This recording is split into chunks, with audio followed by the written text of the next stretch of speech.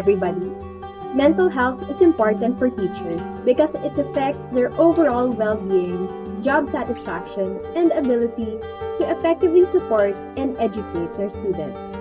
Hello, my name is Bianca Reyes and welcome to QC Teachers Tayo para sa paghilom, pagbangon, at pag-asa. Teachers who prioritize their mental health are better equipped to handle stress, maintain work-life balance, and provide positive learning environment. Our webinar for today is entitled Progress, Not Perfection, Everyday Mindfulness. Allow me to introduce to you today's resource person. So Dr. Gail Galang is currently the program chair for the undergraduate program of the Department of Psychology at Miriam College. She is the executive producer of Our Peaceful Classroom, a project of the Family Studies program at Miriam College, where she is also the chair. She is also the associate director of the Center for Peace Education. Dr. Galang is a registered psychologist and a member of the Smart Parenting Board of Experts. She is also a frequent knowledge opinion leader of consumer family brands. So let us all welcome Dr. Gail. Hello. Hello, Bianca. So Dr. Gail, can you share with us the objectives of your talk for today? Yes, Bianca. For today, we're going to talk about three things. First, we want to know what are teachers most anxious about these days. I'm sure there are a lot. Next is, how can mindfulness improve mental health? So we'll zoom in on mindfulness. And with that, we want to be able to share some simple rituals to improve mindfulness. Yes, it sounds very good. Okay, so Dr. Gail, the floor is now yours. Okay, thank you very much, Bianca. Okay. So before we start, let's all take 3 deep breaths. Just follow the ball. Let's do a deep inhale and a gentle exhale. 2 more. Inhale and exhale. You can inhale through your nose and out through your mouth. Inhale and exhale. And they say that all you need are 3 breaths for a life of productivity. Okay, so let me start by sharing with you a photo of my family. So just like you, I belong to a family. I'm married to a lawyer, and together we have 4 children. So their ages are 27, 24, 17, and 14. So I have young adult children and also children who are in their adolescence. And of course, me and my husband, we are in our middle adulthood. So you can see that we belong to different stages of the lifespan. Okay, let's talk about daily moments. So what different roles do you play? You can see it in the photo. Maybe many of you, of course, you have your own families. And as a teacher, that's another role that you play. And if you have your parents with you, maybe some of you take care of your senior parents. Now, with those roles come a lot of tasks. So perhaps when you get home, you do tasks like cooking or doing the laundry, okay, not to mention helping children with schoolwork. And maybe some of you, if you're not done with planning your lessons or checking papers, you'll probably still do that when you get home. Okay. So first on the list is for us to discuss what teachers are most anxious about these days, and then later on we'll move into mindfulness and how it can improve mental health. And of course, before I leave, I'll make sure to share some rituals to improve mindfulness. So if you're ready, I am. Now you will see here a stress scale. And on your own, I'd like you to take note of what color you're in. And you may want to type it in our FB page or just for people to share and know how others are feeling. So it would be blue if everything is okay, green if you're a little bit worried about something, yellow if you're stressed at the moment, orange if you are upset, and red if you feel that you are losing it. Now, if my guess is right, many of you will probably be in between. I am a little worried and I am feeling stressed, especially if it's the latter part of the day, or no, actually, even if it's the start of the day, you could already be feeling worried or stressed. But hopefully, it's also mixed with feelings that everything is okay, because we do need stress in our life, because that propels us to move. Okay. And if I were to ask you, so how are you feeling at the moment? Maybe these words will come out. Some will say that you are stressed, surviving, tired because there are just so many deadlines, feeling overwhelmed, worried about something, maybe health, or worried about not being able to accomplish. Some of you may be feeling unmotivated because things are just routinary, and some may say, ay, kakaloka, or feeling sleepy, floating.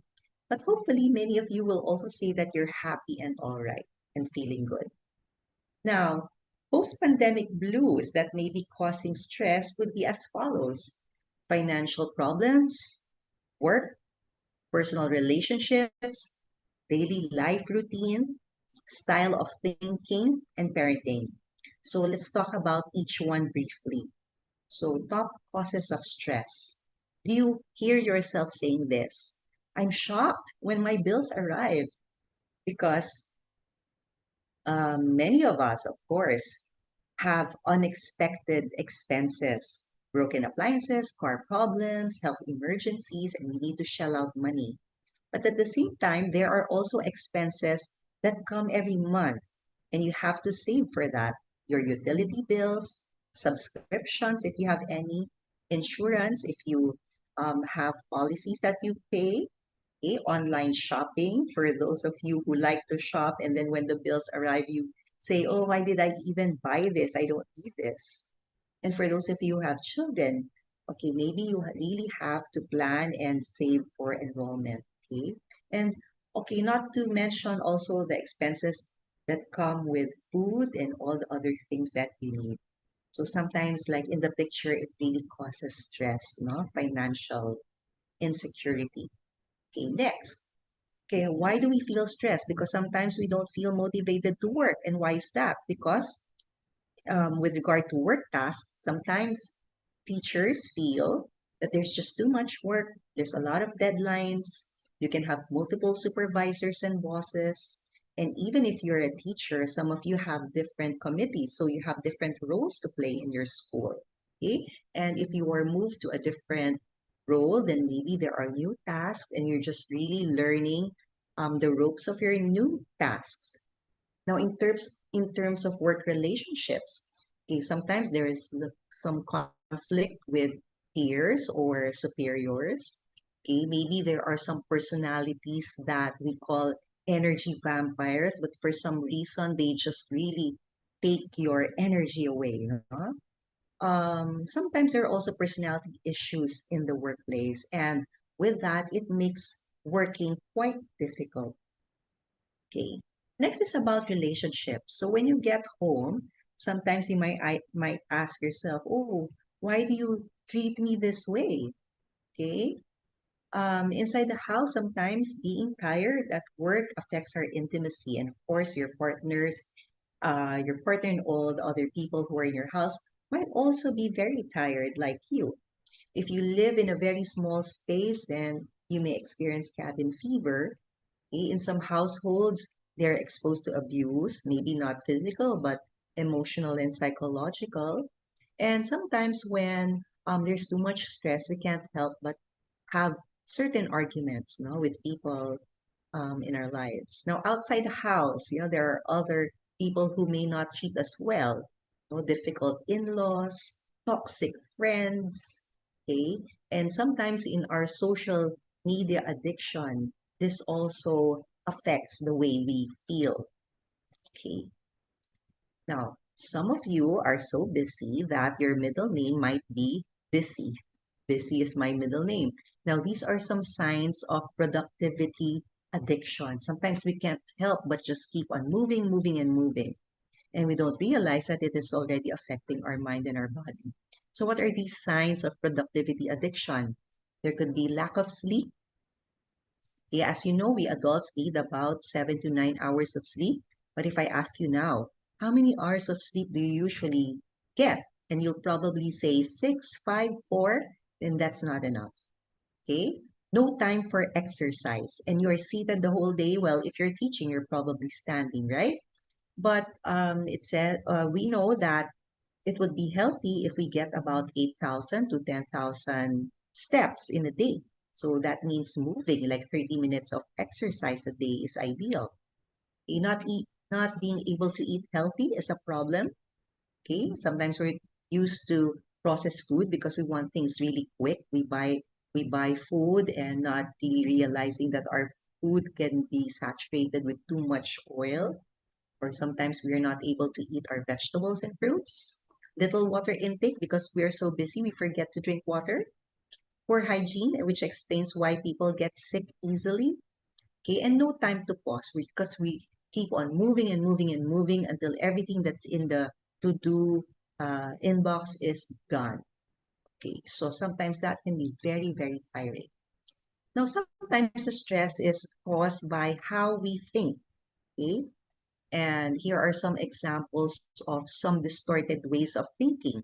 So, for example, if you feel that you have to be followed all the time because you're the teacher or you're the adult, you might find yourself saying, well, it's either you follow me or forget it. So, that kind of thinking is called all or nothing thinking. Okay. Sometimes we engage in mind reading, which is a distorted way of thinking. So, for example, your supervisor calls and your supervisor says, "May I see you?" What is your natural reaction? Your natural reaction is, "I'm being called. Did I do something? I think she's mad." So that is mind reading. And between receiving that message and seeing your supervisor, you get stressed, right? Just thinking about it. Or sometimes we impose a lot of should statements like I have to, I must, or else. So sometimes we think that we have to be the perfect teacher, okay? Because we have to be the model. We cannot make mistakes. We should know everything. And that's really pressure that we put on ourselves. Sometimes when things don't go wrong, we blame others. Okay, it's all your fault. Okay, or sometimes we blame ourselves. Oh, it's me. It's my fault. I didn't do it correctly. I take all the blame. Okay, so not realizing that we should also make others feel accountable for their share in the problem. Okay, in the same way, we also have to reflect how we affect or how we contribute to the problem. So accountabilities, right? But if people are not accountable, that causes stress. Okay, another is magnifying. We like to magnify things. So if you, for example, hear a lot of positive comments, but there's one negative comment, what do? You zero in on the negative comment. Okay, so if you are in an evaluation and your supervisor says a lot of good things about you, but there's one room for improvement, what do? You focus on it and say, oh, a negative comment in my evaluation. And then you start not feeling good about it, right? Now, catastrophic thinking happens if you imagine always the worst case scenario. And for example, that would be mean saying, what if I don't make it? Okay.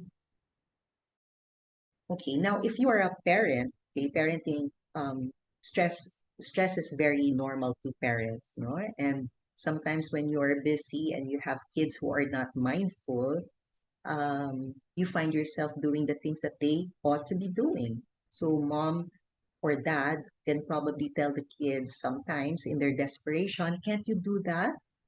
Can't you get yourself to do it? Okay, so those are um, the different ways adults get really stressed and overburdened. So now I want to talk about resilience. Okay, psychologists define resilience as the process of adapting well in the face of adversity, trauma, tragedy, threats, or significant sources of stress. So when there is stress, we can't help but talk about resilience.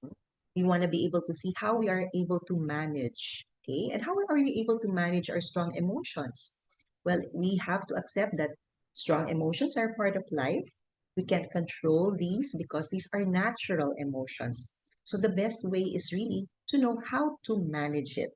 One way is to learn how to expand your emotional vocabulary. So if people ask you, how are you? Okay, you might want to say, instead of saying okay, you may say, express that you are sad, lonely, grief, or maybe sometimes you feel depressed. Now, I'd like you to be able to differentiate well what these words mean. Like, you cannot um some people use it interchangeably, no? Or some people just keep saying the word sad, sad, sad, but actually they mean that they're grieving or they are lonely. Okay? When you say sad, that means that uh probably you you get into an argument with someone and you feel sad. Or for students, they fail something or they feel sad, or if you get into a misunderstanding with someone in the family, that makes you feel sad. Okay. Now, when you say that you are lonely, that means that maybe in um, in a relationship with others, there is a feeling of being not really an outcast, but being separated by some way, and because of that you feel lonely, like a detachment happens, no? Now, um I want you to note though that being alone doesn't mean that you are lonely, because many people are alone but happy. Okay. Now, grief happens when there is a loss that is very close to you, like uh, a member of the family passes on, or um, you are grieving for something valuable that you have lost. Okay. Now, depression. You hear a lot of students say, "Oh, I, I'm, I have a depression," or she's into a depression. Okay, now depression is not a feeling, it is a condition. Okay?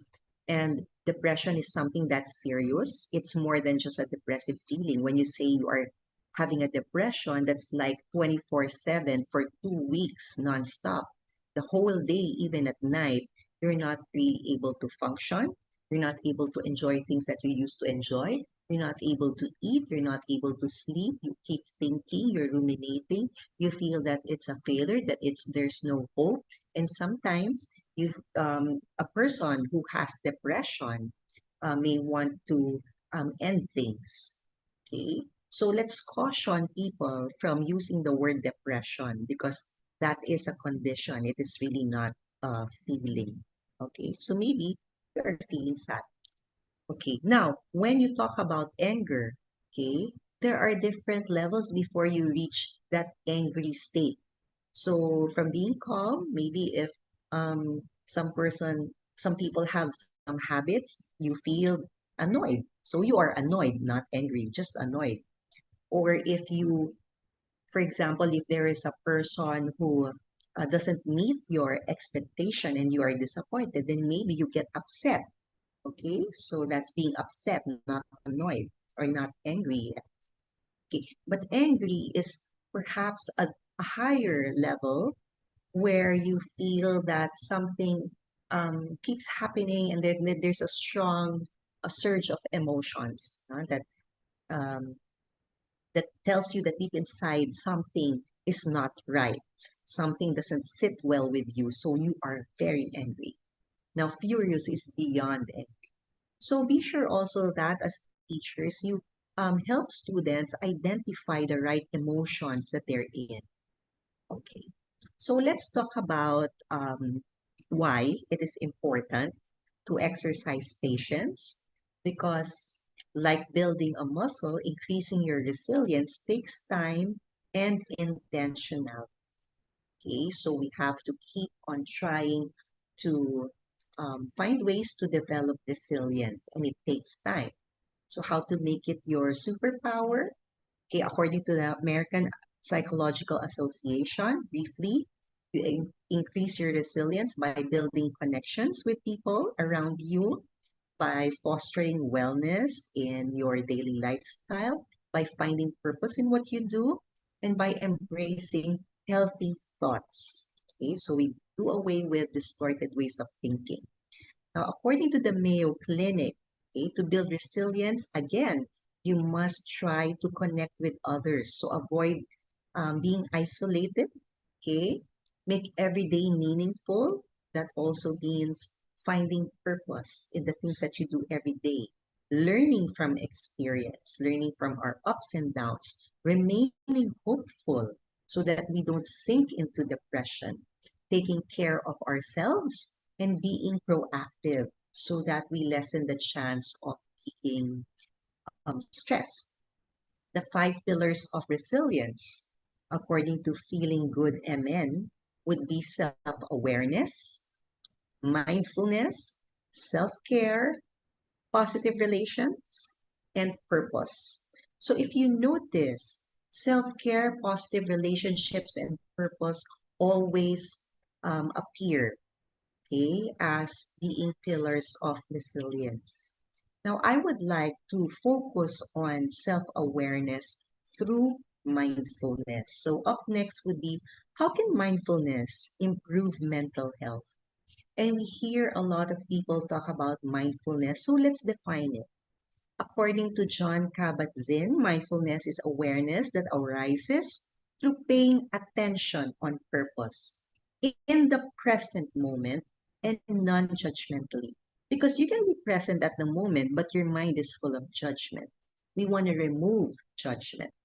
So there are three key attitudes or concepts, okay, that are related to mindfulness, and one is attitude. Okay, this is an important element. It means attitude, an attitude that is non-judgmental, always curious, and kind.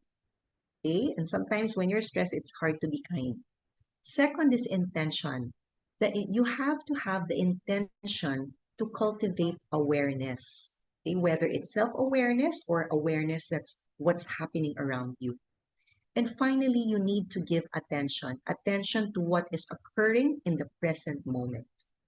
So what is important is the present, okay? A past event, okay, is an event that is actually present before. So it's still related to the present. And something in the future is actually a present event that is yet to come. So it's still the present. So I hope you get what I mean. Okay, so how can mindfulness improve mental health? And I'll give you four ways on why we should invest on mindfulness. One is because it reduces anxiety and stress. And as teachers or as professionals, you get into a lot of stress. Okay, so we want you and, of course, everyone to be able to regulate your mood, because if not, you will always find yourself very grouchy. Okay, and people will not be able to approach you because they feel that there is this wall that's separating you because of your mood. Okay, mindfulness will help in anger management so that um, we won't always be in that anger mode. Okay, it will help us with emotional resilience. It can help us bounce back to a state of calm where we can have mental clarity. And it anchors our emotions. So that's reduces anxiety and stress. Next is cognitive wellness. And I already mentioned, when you are mindful, there is clarity of mind. There's less thinking of the past. So you don't keep thinking, oh my God, why did I do this? Etc. No, and self-blaming. It also over controls overthinking about things that have not happened yet, that has not happened yet. Okay, because we don't have control of things that's in the future. What we have is just the present. Okay, and if you are mindful, you will find yourself really filled with creativity. You're full of creativity. Okay, mindfulness will also improve our relationships, and we all want that. It helps us to be have more empathy for others, for our students, or for people at home. It helps us to think first of the perspective of others, to understand first before being understood. Okay? It also gives that space for us to help others, show altruism, loving kindness, and genuinely seeing the worth of others. You can only do that if you are mindful. And also, equally important would be self love. If you are mindful, then you can be assured that in terms of your immune system, you are um, healthier, you're able to sleep better, you are able to make better health choices, and um, you have the sensitivity to take care of our common home, our environment. So you're also mindful of our choices. Now, let's dive in. I'll give you simple rituals that you can do for yourself, and hopefully you can share these with your students. So, what are simple mindful rituals? Okay, so first, I would like to enumerate the pillars of mindfulness. Okay, we have seven. To be mindful means non-judging. Okay, if someone goes to you, you really try your best to avoid um, having judgment. Okay, okay, being mindful means being patient. Things don't happen right away. Being mindful also means that you have a beginner's mind, that you are curious to learn. You are a lifelong learner. Okay? Trust is important in mindfulness. Maybe you can't see the effects when you exercise, when you go into meditation and prayer or yoga, but you trust that something inside is happening that is good for your mind, body, and spirit. Non striving means um, it's not being passive, but allowing things to unfold, not being too eager, because sometimes if you are too eager, you will lose whatever it is you're trying to develop. Acceptance for what how things are, and letting go. Okay, letting go. So these are the pillars of mindfulness. So these are the rituals that I would like to be able to share with you, and we'll go through them really quick. Some of them you can Google on your own, or you can go back to this recording anytime so that you can also teach it with your kids. So, first of all, is to mind your posture. It's good to sit up straight if you're in a chair with your back straight and with your feet flat on the floor. So, maybe you can do that now. Your posture tells your body that it is time to do some mindful exercises. When your palms um, are like this, that means you are ready to receive. You're ready to receive whatever, okay, blessings or knowledge, or you're ready to embark in a journey or something. Right? You're ready to receive. Now, palms down. You do this when you feel that you're all over the place and you need grounding. So you want your palms down on your knees. Okay. Now, this one we already did a while ago, and it is breathing through your belly. If it will help you, maybe you can hold your tummy, but you breathe deeply through your nose, and you exhale gently through your mouth. And the longer the exhale, the better. Okay? You can do this through a square breathing technique, wherein you inhale on four, you hold. On four, you breathe out gently on four counts, and then you hold again. So just imagine a square when you do this breathing technique. Now, if you can hold your breath longer so that you can exhale longer, you will find yourself in a better relaxed mode. And if you keep doing this, and if you have hard time sleeping, then maybe it'll help. So you exhale through your mouth, and then you inhale through your nose 4 counts. Then you hold your breath for 7 counts, and then you exhale gently for 8 counts. And then you can just keep doing that on and on, maybe for 3 sets. Now, for those who are visual, Okay, for the students as well, you can do the 5-finger breathing. Okay, so when you inhale, okay, pause and exhale. Inhale and exhale. You can do it slowly. Inhale and exhale. Inhale and exhale. Inhale and exhale. See? And you know that we need oxygen, right? So that our organs will function well. Okay, so that when our blood flows, it carries with it oxygen. You can also do the alternate nostril technique. So you fold 2 fingers, then cover one nostril with your thumb. Inhale, and then you cover the other nostril and you exhale. Then inhale through the same nostril, and then cover the other one and exhale.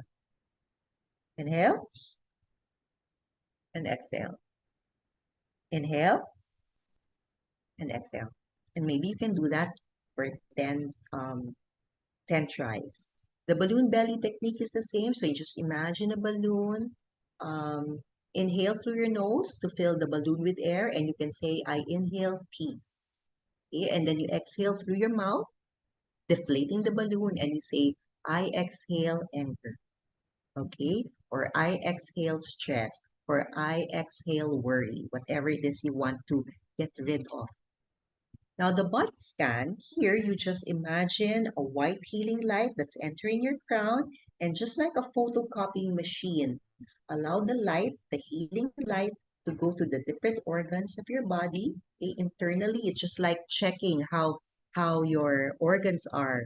Then maybe mentally you can even say, okay, heart, how are you? Thanks. And then as you make the light move, no? Your lungs, your stomach, your intestines, then all the way down to your thighs, your knees, your ankles. And if you feel a little discomfort, for example, in your knees, you can say the words heal, heal, heal. Okay? Or if, for example, you can also say sorry to your tummy. If, for example, you ate a lot and you want to say, I'm really sorry, sorry, and then you say heal, heal, heal. So that is the body scan of making light move from head to toe and from toe to head or our crown. Okay. Now, the noting technique is something that you can do with your kids, with your students, with yourself. If you are always in the computer working, you can take a pause and look outside, be mindful of the environment, and maybe identify 3 things that are red. So, for example, you might see an apple, a flower, or a folder that is red. So look around you now. What are 3 things that are red? And all the way until you go through the different colors of the rainbow. So you ask yourself what things that you see that are blue, that are green, that are purple. Now, aside from that, you can also ease your state of mind by doing the 5 senses technique, and that is to acknowledge 5 things that you see. Like right now, if I look outside, I see a car, I see a person, I see trees around me, I see my bag, and I see the door. Okay, so that pause allows you to be at the present. Okay, and being mindful means that you are putting your whole attention at the present, having an open mind and having that intention to be at the present. Okay, 4 things that you can touch. I can touch my hair, I can touch my table, my mouse, my phone. Okay, what are the 3 things that you hear? I hear cars moving. I hear people talking outside. And if you're lucky, maybe you can pay attention to um, sounds that are very, very faint, like I hear birds chirping. Okay, 2 things that you can smell. Okay, or maybe there's nothing that you can smell. 1 thing that you can taste, and if you're not eating right now, you can move your tongue around your lips. And how does that taste like? Do your lips feel dry? Then that's um, a signal for you to drink water. Now, I leave you with the tapping technique. Okay, the tapping technique is like acupressure or acupuncture without the needles. So start by noting what is your stress level. Like for me, it's just 7 for me. Okay, but maybe some of you are in a 10 and you're in a hurry because there's so many things to do. So acknowledge that that is your stress level. The highest would be 10, the lowest is 1. Okay, and then after that, after doing the tapping technique, we'll compare. So again, take deep breath before you start, and then you do with your finger. This will be our tapping finger. Okay, you tap your the side of your hand, and then you say, I'm feeling stressed at the moment, but I'm accepting it. Okay, maybe you can do this with me, and then you can touch your eyebrows. Okay, okay, here in the center. Okay, I'm feeling a little bit worried. Okay, about maybe deadlines or things that I have to do at home, but I accept it. Okay, here in the side of the eye, I'm feeling tired and I'm already anticipating traffic, but okay, I'm accepting it. Okay, and then under the eye, okay. mm, I really feel overwhelmed with so many deadlines, but I accept it.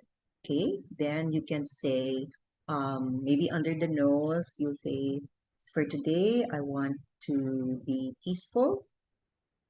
For now, I want to be grateful.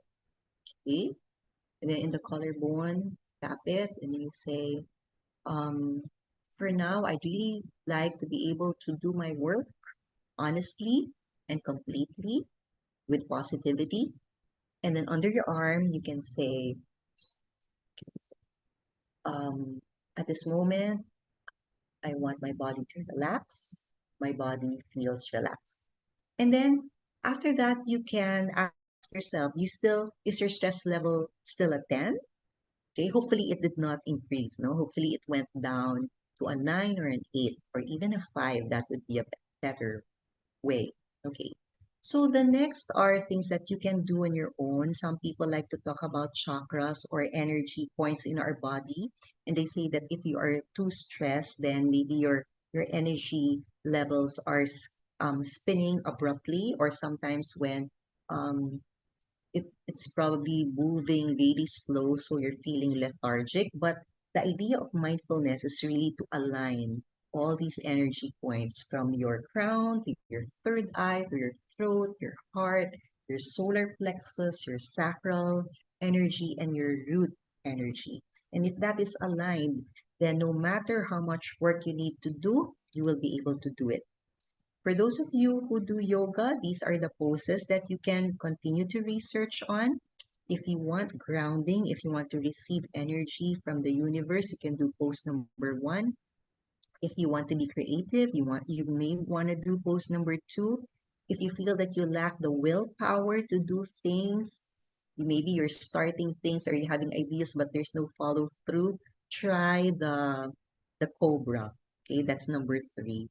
Now, number 4 is the cat and cow pose. So, if you feel that you need more love and kindness in your heart, so this will help your heart chakra. You do the cat and cow pose. Okay. Now, sometimes you feel that your throat is painful. Maybe there's some things that you want to say, but you're not able to say it. Okay, you can do this fish pose, which is number 5. And sometimes number 6, if you want some mental clarity, some intuition, okay, you can probably tap on your third eye and do also number 6 pose. Okay, number 7, if you're used to doing these poses, then maybe you will be able to achieve that balance. And this is called the tree pose. And this connects us with our spirituality. So I invite you to read more about that. And speaking of reading, some of you might enjoy and find it relaxing when you read.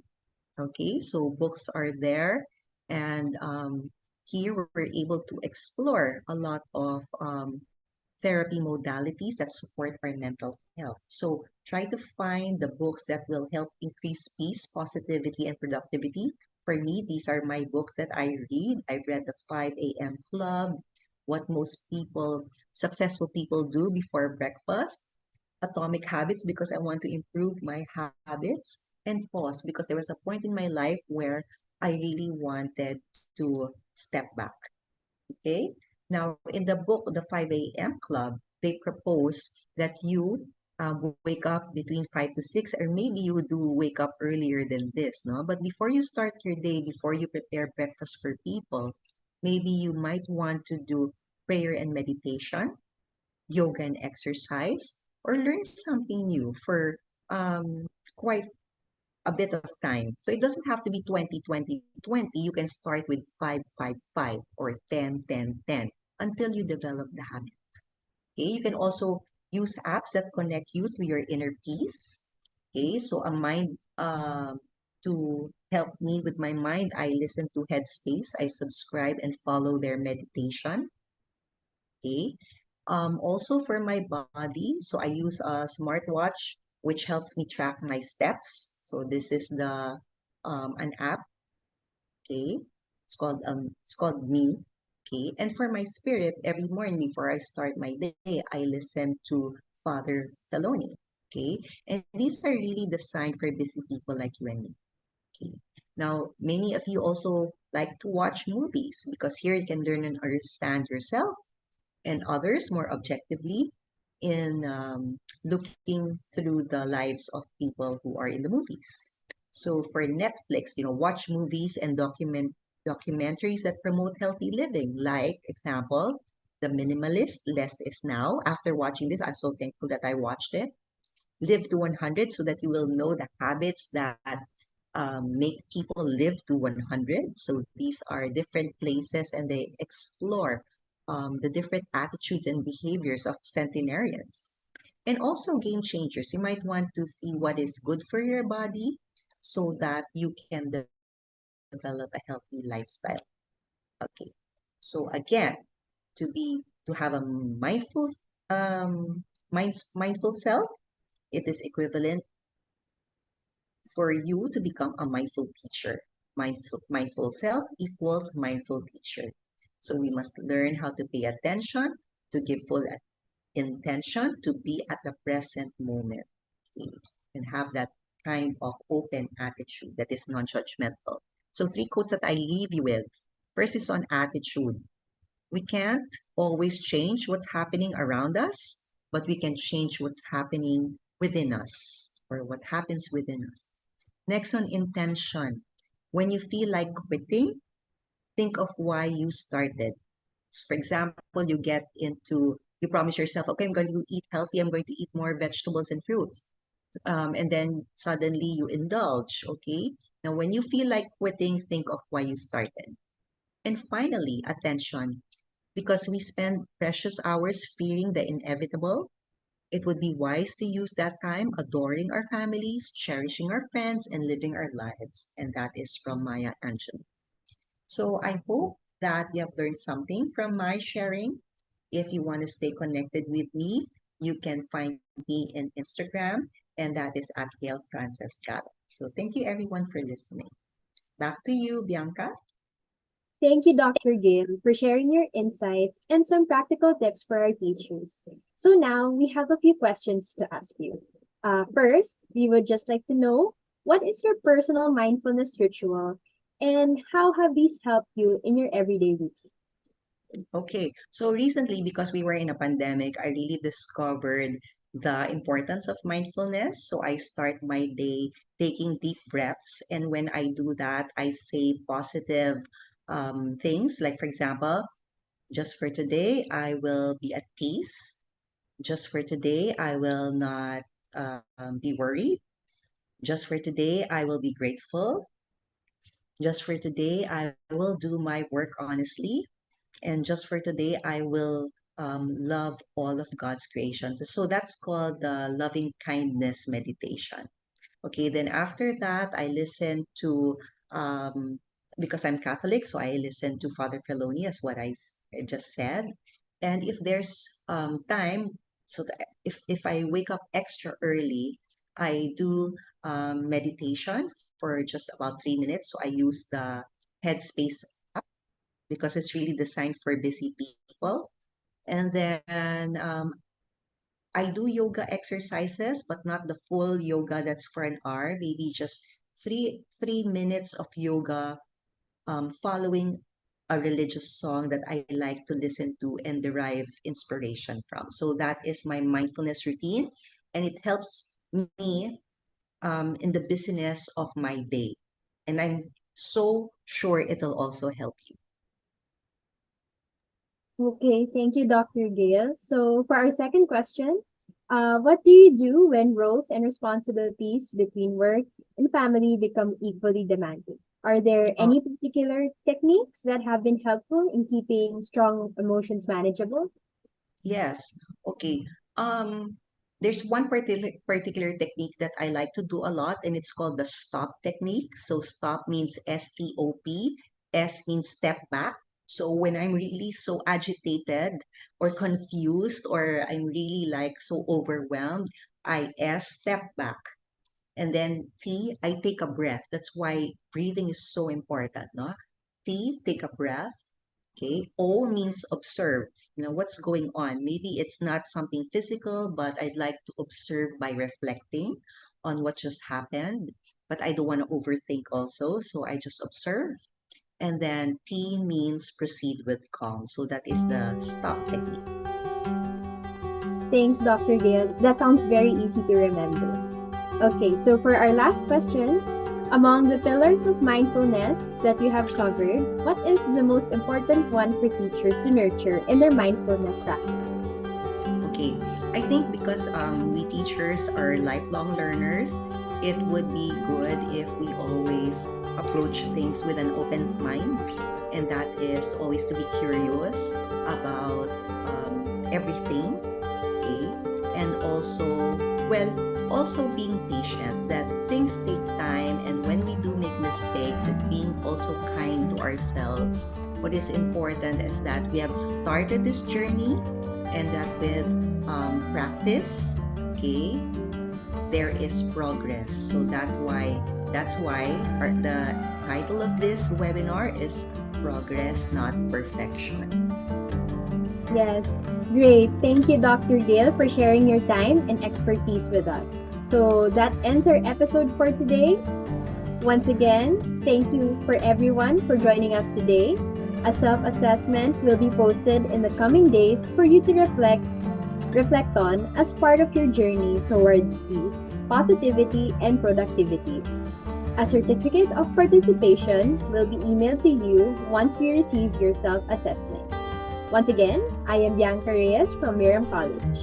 Miriam College commits to journey with the Quezon City LGU and QC Schools Division Office in taking care of our teachers. Because after all, QC teachers tayong lahat. Thank you.